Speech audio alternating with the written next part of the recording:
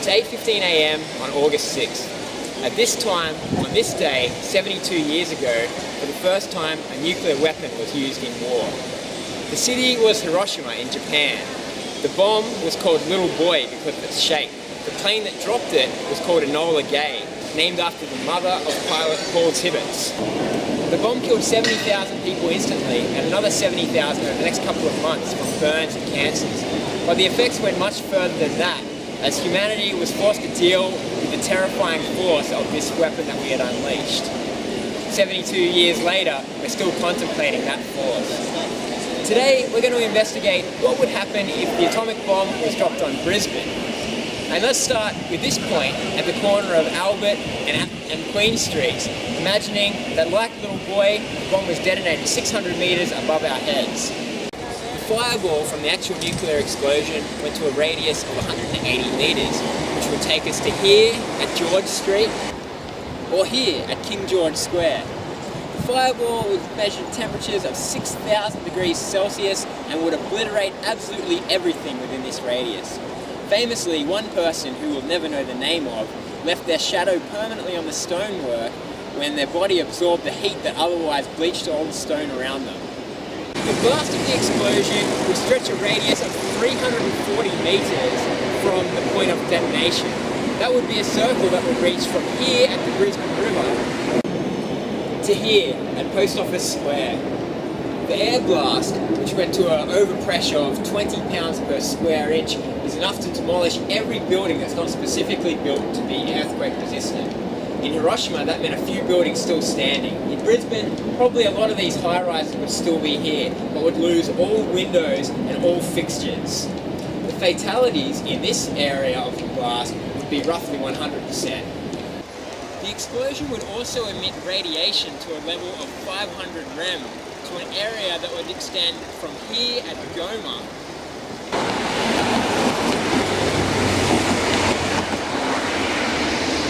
to here at the Story Bridge, to Musgrave Park, and down to the end of the peninsula at Gardens Point, including this building behind me, Parliament House.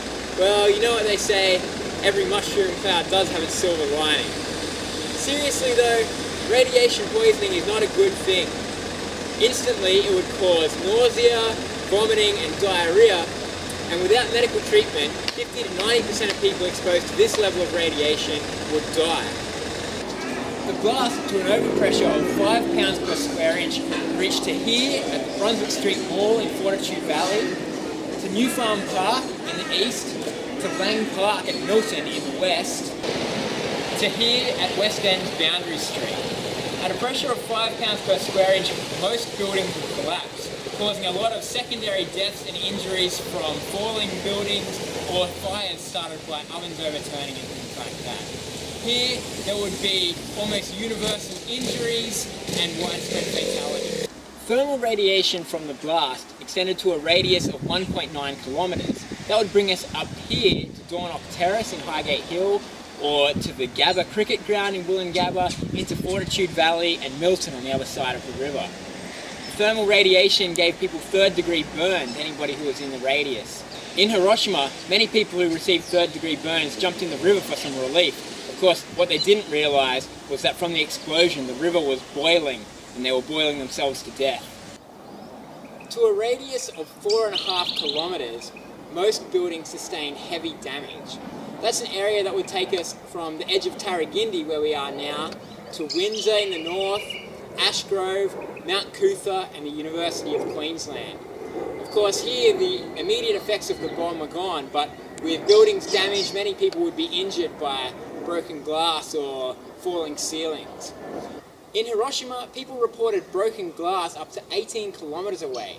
That would be the equivalent of the Port of Brisbane, Springwood in the south, Forest Lake towards Ipswich.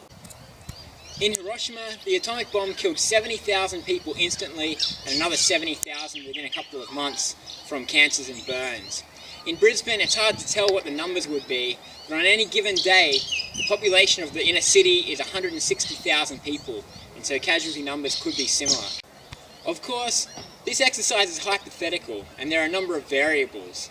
One variable is that atomic bombs are much bigger now. Little Boy exploded with a power of 15 megatons. Of course, these days, nuclear weapons are 100 times that power. Also, at the time, the US was the only country that possessed nuclear weapons, and so when they dropped it, they could be sure that there would be no response. These days, with the number of nuclear states, there would hardly be one nuclear bomb. There would be a number targeting nuclear infrastructure in different countries and for payback. The results would be catastrophic on a worldwide scale. Nuclear weapons are a force of violence far superior to anything else humanity or even nature has ever managed to produce.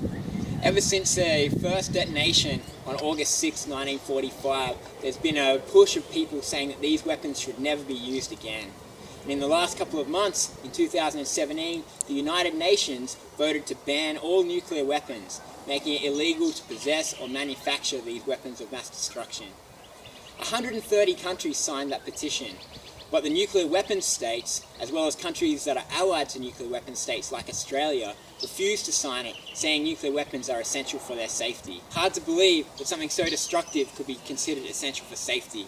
But the onus is on us, as the everyday people whose lives would be forever changed or ended in the event of another nuclear explosion, to put pressure on our world leaders, like the Australian government, to say that nothing can ever justify another nuclear weapon being dropped and that these things should be forever banned.